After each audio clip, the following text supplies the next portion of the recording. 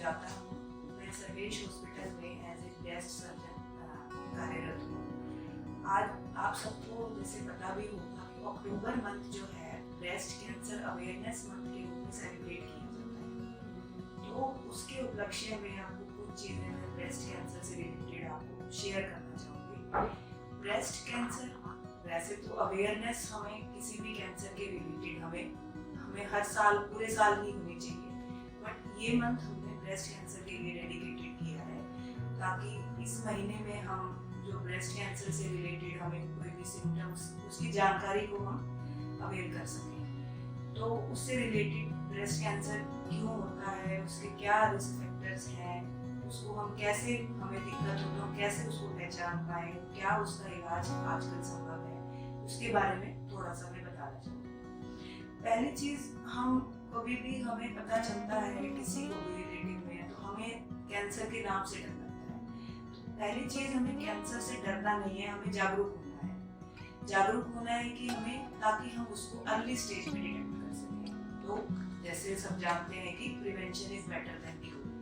Breast cancer को मैं कहूँगी प्रिवेंट तो नहीं कर सकते, बट हम अर्ली स्टेज में उसको पकड़ सकते हैं। तो उसके लिए हमें जानकारी होनी चाहिए कि क्या इसके सिम्टम्स होते हैं। तो सबसे कॉमन इसका जो सिम्टम है कि गांठ होना, छाती में गांठ होना, किसी भी उम्र में छाती में गांठ होना और पेनलेस। जनरली ये दर्द रहित गांठ होती है। सिर्फ 5 से 7% केस में ही ऐसा होता है कि दर्द होता है साथ में, अदरवाइज वो सिर्फ एक गांठ के रूप में ही प्रेजेंट करता है। या दूसरा, कभी कभी निपल से रिसाव होना, डिस्चार्ज होना, किसी भी तरह का खून का आना, पीला पानी आना, दूध का आना, ये भी एक लक्षण हो सकता है। अगर ऐसे कोई भी सिम्टम है या कोई ब्रेस्ट की स्किन में, स्तन की चमड़ी में कोई भी चेंजेस आना, स्वेलिंग होना, रेडनेस होना, ऐसा कुछ भी है तो तुरंत हमें चेकअप कराना चाहिए। दूसरा, रिस्क फैक्टर्स क्या है। रिस्क फैक्टर्स जो हर कैंसर के लिए है या हर बीमारी के लिए, कुछ रिस्क फैक्टर जो कॉमन है, जैसे वजन अधिक होना एक रिस्क फैक्टर है, एक उम्र का बढ़ना, बीइंग फीमेल, हम फीमेल हैं तो उसका वो भी एक रिस्क फैक्टर है। बट बढ़ती उम्र के साथ हम बोलते हैं रिस्क बढ़ता है, वजन बढ़ने से, स्मोकिंग से, अल्कोहल से, शराब पीना, ये सब रिस्क फैक्टर है। या फिर कुछ हार्मोन की दवाई लेना, ओरल कॉन्ट्रासेप्टिव पिल जो लेडीज प्रेगनेंसी को रोकने के लिए लेते हैं, उनको लंबे समय तक लेना। थोड़े टाइम के लिए वो सुरक्षित है, बट लंबे समय तक अपने आप लेते रहना भी एक रिस्क फैक्टर है। फिर दूसरा, जेनेटिक कैंसर जो मेन है, जेनेटिक फैमिली हिस्ट्री। फैमिली में अगर किसी की हिस्ट्री है तो उनको इस बीमारी के रिगार्डिंग ज़्यादा सचेत रहना चाहिए, टाइम पर अपना टेस्ट कराना चाहिए। उसके लिए हम स्क्रीनिंग प्रोग्राम्स भी करते हैं। उसमें बेसिकली क्या 3 चीज़ें आती हैं मेनली।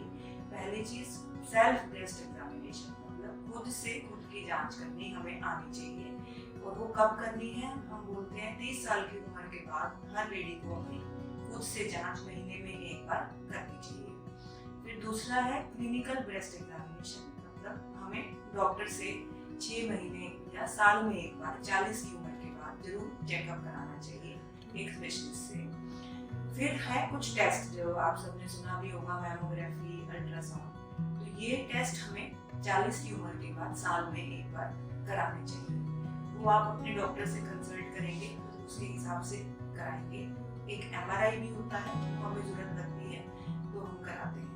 तो ये सब चीज़ें अगर हमें पता है और हम औरों को भी अपनी फैमिली में, फ्रेंड्स में सबको बताएंगे तो ये बहुत इम्पोर्टेंट चीज़ है। तो सबको इस बारे में पता होना चाहिए। तो इस मंथ में हमारा यही लक्ष्य है कि ये जानकारी हम ज़्यादा से ज़्यादा लोगों को